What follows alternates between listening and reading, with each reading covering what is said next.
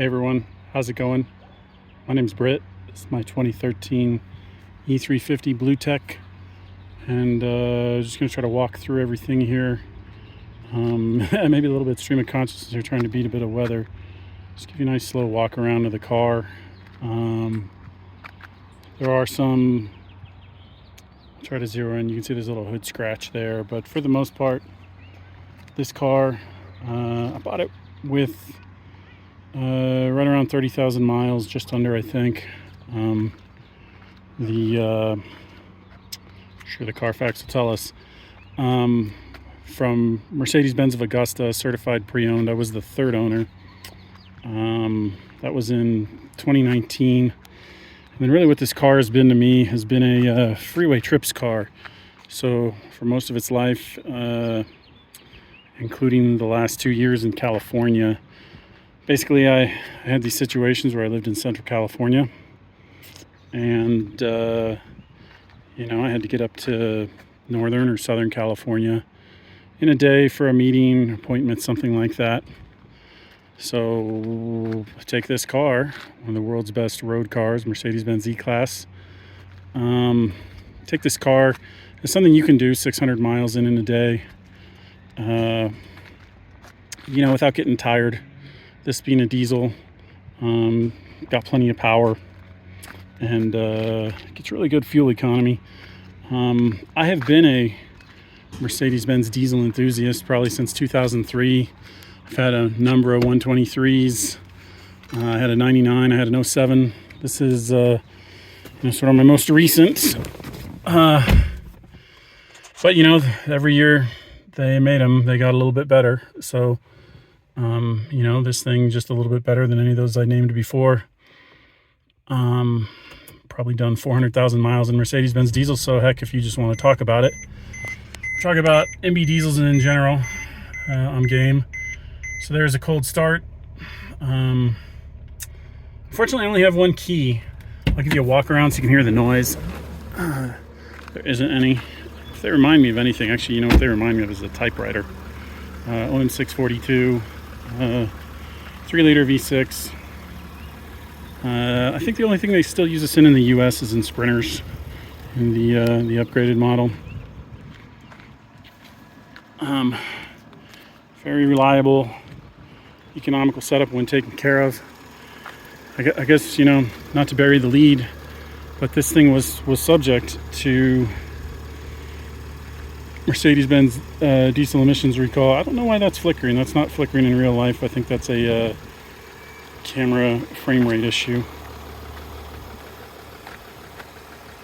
Yeah, odd. Anyways, so this thing went through the emissions recall, and I have the exact mileage and everything listed on the auction, but Mercedes-Benz put a warranty on it for 4 years and 48,000 miles for, I don't know, what are people's most biggest concern parts on these things after this. So the entire emission system, but also included the turbo, the intake manifold, the inlet flaps, stuff like that. So, I would say when it comes to taking those long highway trips, the cutting edge of safety, and all of these drivers' aids, plus that warranty, I don't think there's really anything else out there at the price point. Just another little talk about driver's aids. You got blind spot monitors. You can see they're just on consistently right now because of the speed I'm going. One thing Mercedes-Benz done for a long time that I like is these parking sensors. So I don't know if you can see that light up in there, but you get a single light saying they're on, plus the side that it's on, and as you get closer to an obstacle, the lights will fill up. And basically go all the way to red, where it'll start beeping at you, and it'll let you know that you're too close to something. This car also has the windshield, the sunshade in the back. One touch up, one touch down. Let's take it out of reverse. Sunroof, moonroof, and it's really nice that cover basically in the sunroof setting can stay closed. So what I mean by that is if you just want to vent the car, you're driving along, you just want to be comfortable, you can pop that rear up and close that, and you've got the air draw up through there. This car, strangely enough for this year, let me see if I can zoom out a little bit. That's a little hard to tell. All right, so this car this year, not all of these seats, these rear seats were foldable. So it's got a 60-40 split that you can fold forward basically to open up to be able to store, you know, long things in the trunk, surfboards or whatever. And you have the center tunnel option also as well there. You know, like the ski tunnel, I've heard it called. Let's pop the trunk. I'll show you one other thing it's got. It's a little neat. This car was highly equipped. You'll see in the window sticker, it's got a lot of the options in this diamond tricoat pearl coat. Really just, pictures don't do it justice, but I don't remember what they call this. But when you're only hauling, you know, a bag or two of groceries, it's actually really useful. You know, you can put light stuff in there and it doesn't slide around. And, you know, it's just, bam, up, right out of the way. And there's just a single twist if you wanted to take that off because you wanted the full room of the trunk for whatever reason. That's easy enough to do. There's no spare. The car came with run-on flats. There's no spare because, you know, the urea injection tank is down there for the AdBlue system. But it does have, especially because I'm not using run-on flats anymore, it does have a, you know, basically a fix-a-flat system. All right. The trunk also has an automatic close button too that I guess I did not use. So all right, let's take her for a drive. Let's see. A couple flaws before we get started. I don't know what happened, but we got that line in the nav. And the clock, although it works, will no longer slave to the GPS time. So you can see there 5:04. That most certainly does not say 5:04. All right. Economy, I showed this in the ad, but pretty reasonable idea. Lots of commuting, or not lots of commuting, but mixed speed driving between here and the Denver airport a couple times. I've only been in Colorado for 9 months now, so it hasn't been driven very much at all. Haven't needed the long trips here like I did in California. Haven't, you know, frankly didn't want to put it in the weather. But that's fairly realistic. That's, you know, about what, you know, you can expect from it. You can see some other driver aids there. It has, you have active cruise. You can see the sort of the distance setting advisory there. It's got an alert system. It's got lane departure. There is in fact a parking aid, so it'll give you commands to help you parallel park. And let's see, I think that's about it. So let's go for a drive. I'll turn on the air, and maybe I don't know, do you want a little music?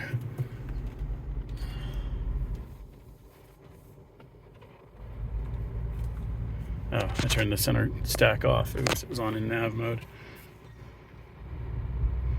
Looks like we didn't quite beat the rain, fellas. Maybe you'll get to see the automatic wipers. Other small benefit, you know, if you want to watch the hood star, you know, the TriStar go down the road, then you still can do that on a 2010. The brakes are good, although you know, you've seen the mileage on this. I do believe it's still on the first set. I have all the factory records from Mercedes-Benz. There's nothing mentioning brakes in there.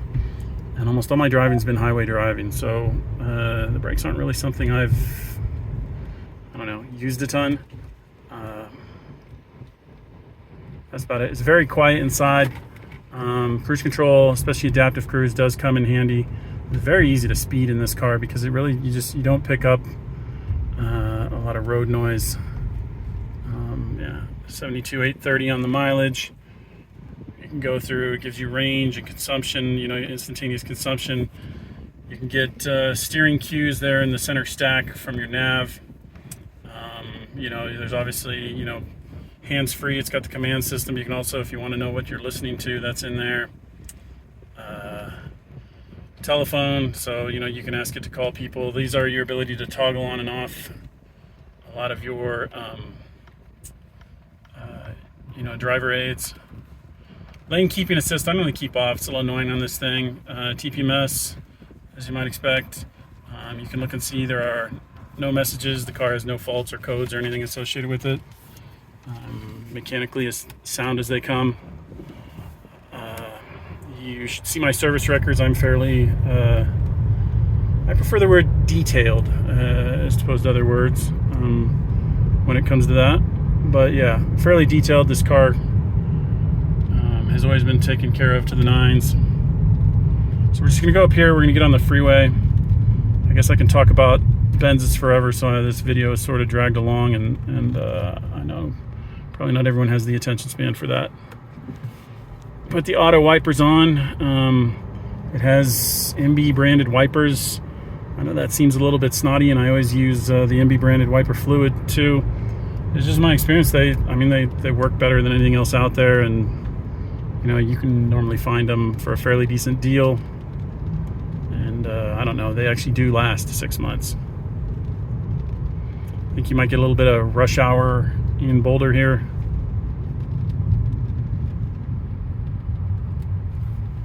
Yeah, no brake squeak, no anything.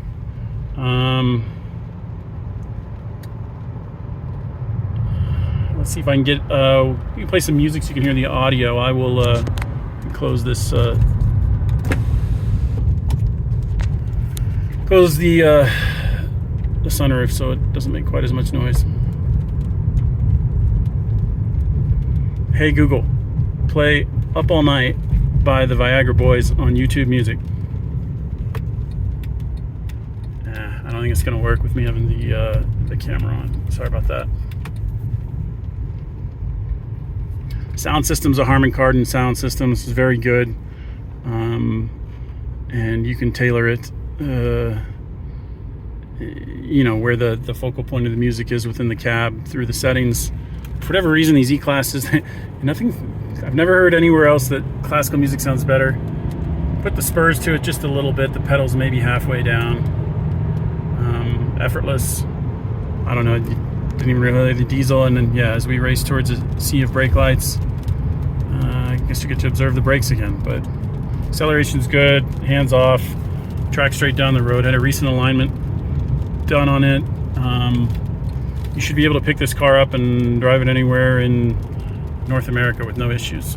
So yeah, any questions, you want anything else in the video, let me know. You want to talk Benz diesels, let me know. I love that too. All right, take care guys. Bye.